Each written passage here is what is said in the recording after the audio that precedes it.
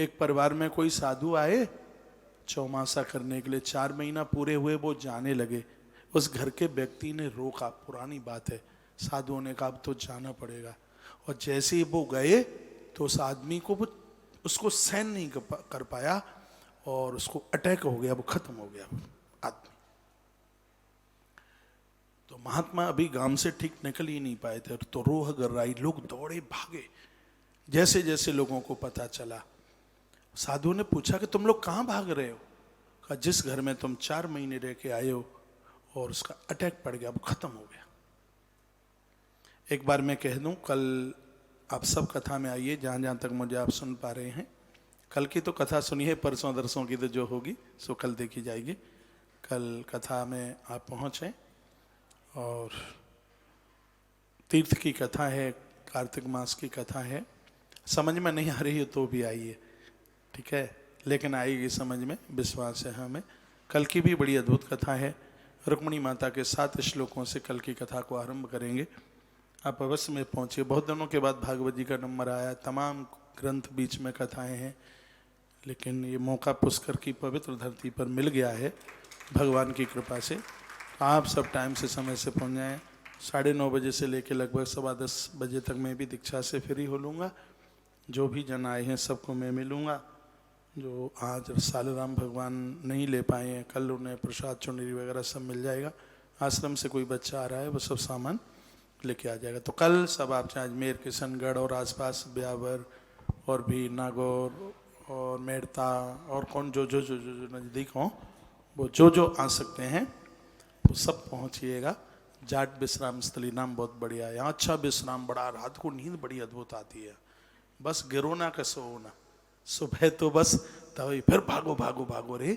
6 बजे तो मंगल वाणी हुई, तो 5:10 हो गई, और फिर जल्दी जल्दी जल्दी जल्दी जल्दी जल्दी, वो बड़ी फुर्ती, बड़ा आनंद आ रहा है।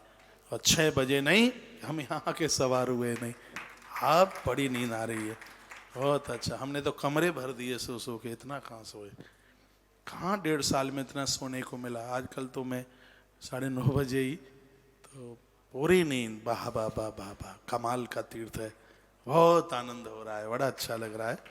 अभी हम भगवान के दर्शन करके आए, मन मुदित हो गया, मन खुश हो गया। ऐसा लग रहा था कि ब्रह्मा जी प्रकट होकर के आशीर्वाद दे रहे हैं।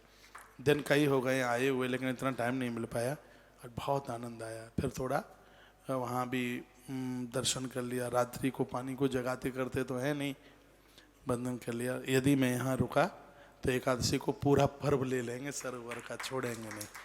11 के दिन यदि तो शब्द हट जाए तो ही ठीक है, हाँ रुक ही जाए तो ही ठीक है। तो क्या बोल रहा था मैं, इतने में ये बोल गया मैं, सुन आप भी नहीं रहे हैं। हाँ थैंक यू, धन्यवाद। श्री माधवपुर, आप यहीं हैं। श्री माधवपुर की बात है, एरंगस के आसपास कहीं कोई ये जगह है। तो साधु लौट के आ गए। साधुओं ने देखा तो वो आदमी तो फैला पड़ा था, उसकी तो मृत्यु हो गई थी और उसकी पत्नी टकरा रही थी। साधु भी बड़े दुखी थे, साधु से समझा रहे थे। साधुओं ने कहा, हे परमात्मा, ये सच्चा भगत है तो हम भी तेरे सच्चे उपासक हैं। यदि हमने चातुर्य मास श्रद्धा के साथ किया है, बिना स्वार्थ के किया, निस्वार्थ किया है, तो भगत अभी खड़ा हो जाए। उन्होंने जल हाथ में लिया, जो ही छिड़काव किया और वो खड़ा हो गया, मृत व्यक्ति जिंदा हो गया। साधु ने पूछा कहाँ गए थे, तो वो बोलता है, सच वो बोला मैं नारायण के घर गया था। वो आदमी बोला, मैं नारायण के घर गया था, मैं भगवान की गोद में बैठा। क्या आ कैसे गए तुम, वापस कैसे आए? तो वो व्यक्ति बोलता है, सत्य घटना, भक्तमाल की कथा है। उसने कहा मैं नारायण के गोद में था और भगवान ने मुझे बोला था कि तू मेरी गोद तक आया है, तुझे मालूम है कैसे?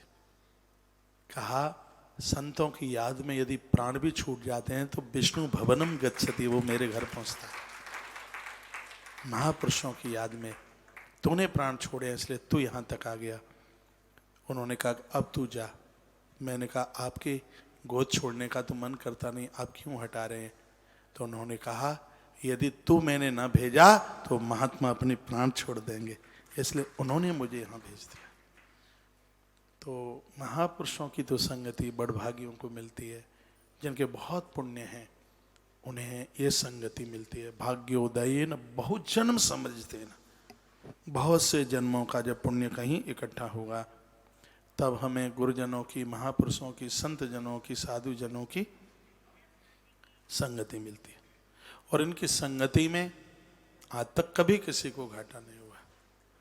साधु तो जिह्वा की तरह है और उन्हें कष्ट देने वाले वो दुर्जन ये दांतों की तरह। दांत बड़े खतरनाक है,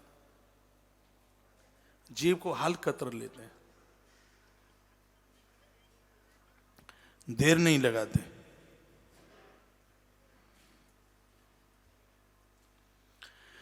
लेकिन जीव कितनी परोपकारी है। दांत में यदि कोई कुछ फंस जाए तो घूमती रहेगी दांत के ऊपर, जबड़े के ऊपर, उसको चैन नहीं पड़ता जब तक नहीं निकल जाता तब तक। लेकिन दांत इतने बदमाश हैं कि उसको कट करने में बिल्कुल देर नहीं लगती। जिह्वा जैसे सज्जन बनिए, दांतों जैसे दुर्जन नहीं। दांत बाद में आते हैं, पहले टपक जाते हैं। जीव संग आती है और संग ही जाती है। जिह्वा जैसे सज्जन बने, दांतों जैसे दुर्जन नहीं। यही जीवन का आनंद।